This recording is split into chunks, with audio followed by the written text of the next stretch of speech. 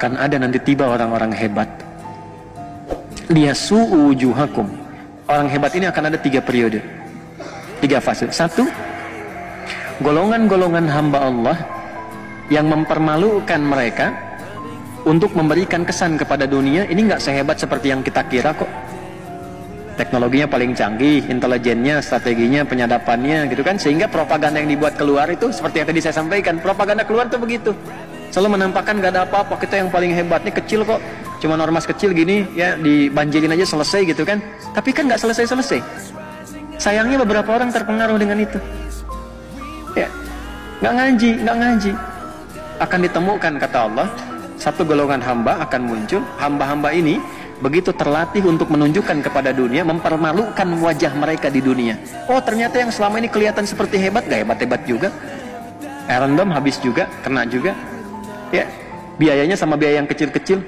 Oh, ternyata yang selama ini strateginya, kemudian intelijennya, kemudian juga ya penyadapannya macam-macam itu begitu canggih. Ya ternyata intercept juga, kena juga, selesai juga. Dan itu hanya dilakukan oleh kelompok-kelompok yang disebut kecil.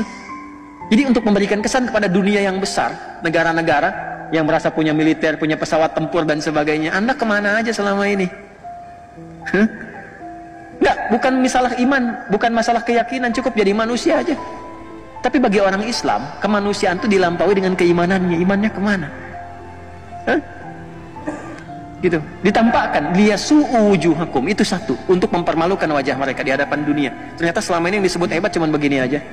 Lantas Anda yang tidak punya ya apa yang mereka miliki orang-orang hebat ini, tapi memiliki alat-alat yang Anda klaim canggih, lebih hebat daripada mereka. Ini orang-orang nggak punya landasan pacu untuk pesawat tempur. Pesawat tempurnya nggak punya, senjata nggak lebih hebat dibandingkan dengan negara-negara yang ada lain sekarang. Orang-orang negara-negara yang mengatakan di situ muslimnya banyak misalnya, atau negara-negara Islam, atau umumnya dunia pada umumnya yang pesawatnya hebat, alutsistanya banyak dan sebagainya dan seterusnya, diam. Sementara yang disebut terbatas ini tiba-tiba mempermalukan, oh dengan begini aja selesai, bisa kok. Ya itu satu. Waliyadkhulul masjidah kama dakhaluhu awwala marrah. Nanti ada golongan kedua. Ya, golongan kedua ini sudah menyelesaikan semua konflik yang ada di situ, menenangkan kembali sampai Masjidil Aqsa dibebaskan. Fase kedua. Fase ketiga, ini saya baru memahami ayat ini dan hadis Nabi. Ini hadis Nabi ini, jangankan kita, orang Yahudi sendiri pun begitu yakin dengan hadis ini. Jadi Yahudi itu yang nggak diterima, yang nggak mereka terima Nabi Muhammad sebagai Nabi, tuntunannya masih diterima. Yang nggak diterima itu cuman kenapa Nabinya Muhammad gitu. Itu aja. Kalau nabinya bukan Muhammad, dari jawab mereka akan diterima. Cuma tapi tuntunannya diterima. Makanya oleh mereka Quran diriset. Makanya oleh mereka hadis diriset. Dan mereka yakin dengan itu. Salah satu yang diyakini apa?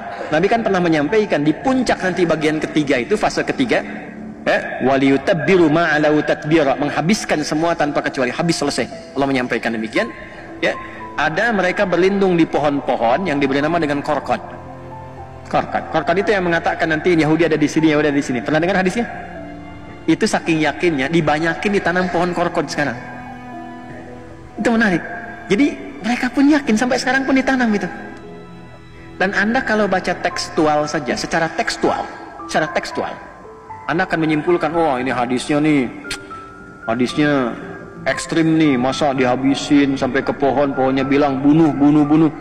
Bukan begitu cara memahaminya. Ini hadis, termasuk ayat tadi, itu berbicara tentang konfrontasi militer. Dan problemnya apa? Saya baru paham sekarang, memahami ayat dan hadis itu. Ternyata di muka bumi ini ya ada beberapa, kurang lebih yang mungkin sampai 6 negara lah ya, yang di dalam konteks kenegaraannya itu sifat-sifat perlindungan militernya melibatkan sampai ke rakyatnya, ke masyarakatnya, termasuk di Indonesia. Indonesia itu kalau berjuang, kalau sudah ada misalnya perjuangan sampai ke konfrontasi militer, misal Belanda datang dan sebagainya, itu bukan cuma tentara yang berjuang, kita pun ikut di situ.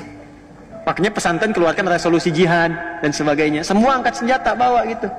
Nah di dunia ini sekarang ada 6. Yang paling aktif itu 2, Indonesia dengan IDF yang Israel sekarang.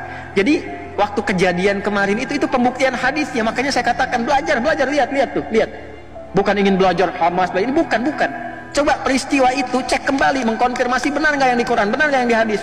Itu kan masyarakat dikasih senjata, teman-teman. Masyarakat dikasih senjata. Di video banyak di YouTube, cek. Ada masyarakat Palestina konfrontasi dengan masyarakat yang di sana, yang di wilayah Zionis disebut Israel itu. Itu rakyat biasa, masyarakat sipil bawa senjata, ditembak tuh orang Palestinanya, dor, selesai. Yang polisinya diam-diam aja begini, dibiarin kena. Jadi rakyatnya dikasih senjata. Nanti pada periode ketiga, setelah periode kedua itu Masjidil Aqsa bebas, periode ketiganya ada konfrontasi luas semua. Semua masyarakat Yahudi yang ada pada masa itu diberikan senjata dan berlindungnya di balik pohon korkot. Itu yang menjadikan kemudian pertarungan semestanya menjadi meluas pertempurannya. Itu maksudnya.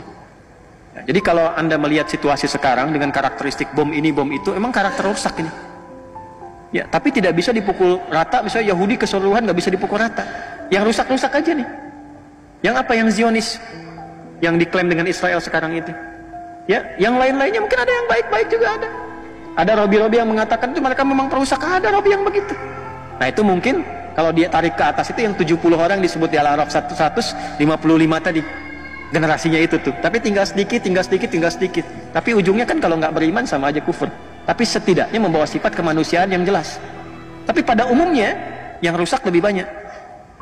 Ya, kalau mendiamkan sesuatu yang rusak kan sama rusak juga.